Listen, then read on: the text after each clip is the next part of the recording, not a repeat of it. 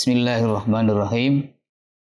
Assalamualaikum warahmatullahi wabarakatuh. Alhamdulillahi wa kafa. Assalatu wassalamu ala sayyidina Muhammadin nabiyil mustafa wa ala alihi wa ashabihi ahlus sidqi wal wafa.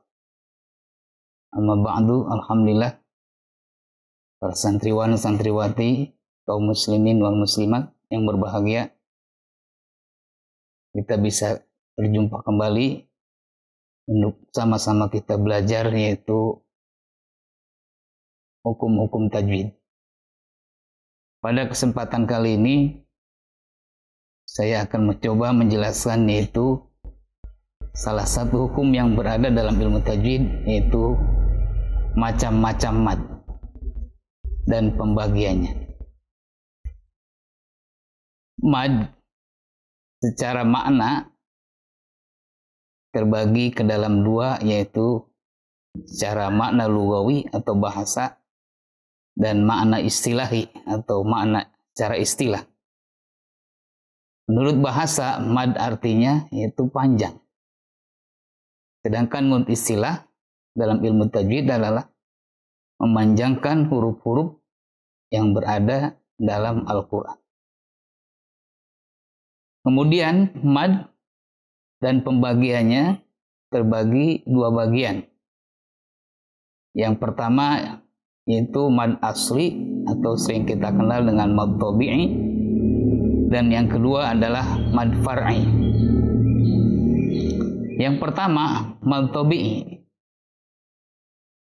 atau disebut juga mad asli. Kapan terjadi satu hukum bacaan disebut mad tabi'i?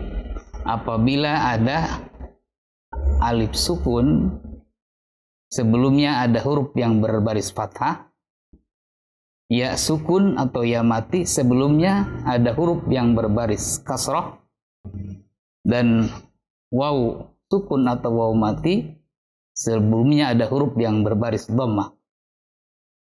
Dan cara membacanya adalah panjang dua harokat atau satu alif dua harokat. Contohnya dalam ayat Al-Quran sangat banyak sekali kita temukan, yaitu Bismillahirrahmanirrahim. Wa min syarri ghasiqin idza waqab. Wa min syarri ghasiqin idza waqab. Di situ ada ghasiqin. Ada juga idza, itu ada alif sukun, gho sebelumnya huruf yang berbaris fathah, dan alif sukun juga setelahnya ada huruf yang berbaris fathah. Jadi dibacanya harus panjang dua harokat.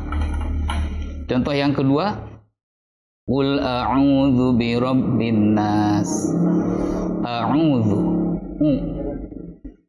yaitu ada waw sukun atau waw mati, sebelumnya ada huruf yang berbaris dhammah. Maka ini disebut mad tabi'i atau mad asli, dan cara membacanya harus dipanjangkan, itu dua harokat. Tidak boleh kita baca qul a'udzu, tapi qul a'udzu bi rabbin nas. Itu adalah contoh mad tabi'i atau mad asli. Yang kedua adalah mad far'i atau disebut mad turunan atau tambahan, yang merupakan cabang dari mad asli atau mad tabi'i. Sebenarnya ada 14, tapi pada kesempatan kali ini kita akan hanya menjelaskan 5 saja dulu, dan sisanya insya Allah pada kesempatan yang akan datang.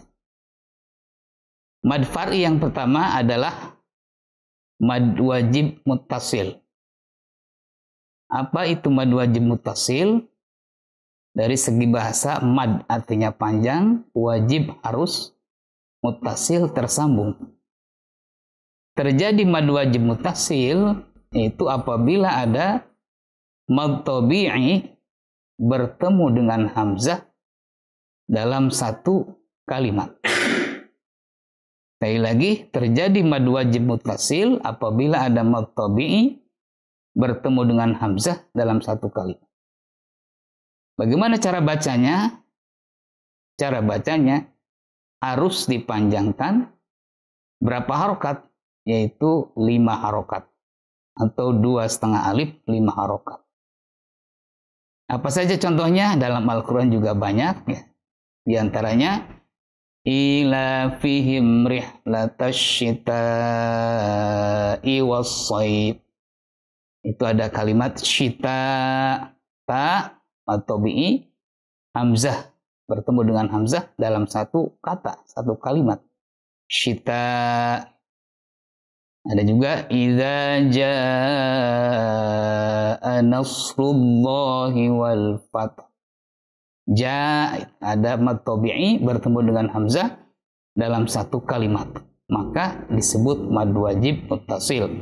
Dan cara bacanya wajib dipanjangkan sebanyak 2,5 alif atau 5 harokat. Hati-hati, kebanyakan kita banyak juga yang sudah tahu cara bacanya tapi masih saja dibaca pendek. Mulai sekarang ketika kita sudah tahu, maka bacalah panjang 5 harokat ketika menemukan hukum mad wajib muttasil dalam Al-Quran. Mad fari yang kedua adalah mad jaiz munfasil. Mad artinya panjang secara bahasa, jaiz artinya boleh, munfasil terpisah. Kapan satu hukum bacaan disebut mad jaiz munfasil? Apabila ada mad tabi'i bertemu dengan hamzah di lain kalimat atau dalam kalimat yang terpisah. Bagaimana cara bacanya? Boleh 2 harokat seperti mad tabi'i dan boleh juga seperti mad wajib muttasil 5 harokat. Ini adalah mad jaiz munfasil. Contohnya dalam Al-Quran banyak sekali, diantaranya Bismillahirrahmanirrahim, Inna a'tainakal kautsar. Inna itu ada mad tabi'i bertemu dengan hamzah a dalam kalimat yang terpisah, inna dan a. Ada lagi tabbat syada abi lahabi wa tab. Di situ ada yada mad tabi'i bertemu dengan abi hamzah dalam kalimat yang terpisah. Maka ini disebut mad jaiz munfasil. Cara bacanya boleh seperti mad tabi'i dan boleh seperti mad wajib muttasil. Jadi 5 harokat boleh dan 2 harokat juga boleh. Yang ketiga adalah mad arid disukun. Ya, mad itu panjang, arid condong ya. Disukun ke sukun itu mati ya, ke arah waqaf ya. Mad arid disukun dibaca jika terdapat waqaf atau tempat pemberhentian, sedangkan sebelumnya adalah ada mad tabi'i. Sekali lagi, mad arid disukun terjadi apabila ada waqaf atau tempat pemberhentian, sebelumnya ada mad tabi'i. Atau bisa juga sebelumnya ada huruf yang disukunkan, dan sebelum huruf itu ada mad tabi'i. Nah, cara membaca mad arid disukun ini yaitu ada 3 macam ya. Kita boleh memilih 3 cara baca mad arid disukun. Boleh 2 harokat atau 1 alif, boleh 4 harokat atau 2 alif, dan boleh 6 harokat atau 3 alif. Sekali lagi cara bacanya boleh 1 alif atau 2 harokat, boleh 2 alif atau 4 harokat, dan boleh 3 alif atau 6 harokat. Ini silakan, boleh 3-3-nya dipakai.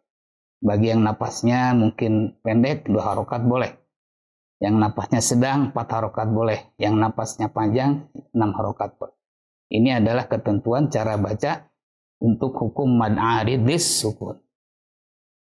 Kemudian yang keempat, mad fari yang keempat adalah mad iwad. Contohnya, contohnya mad arid disukun. Bismillahirrahmanirrahim. Alam tara kaifa fa'ala rabbuka bi ashabil fil.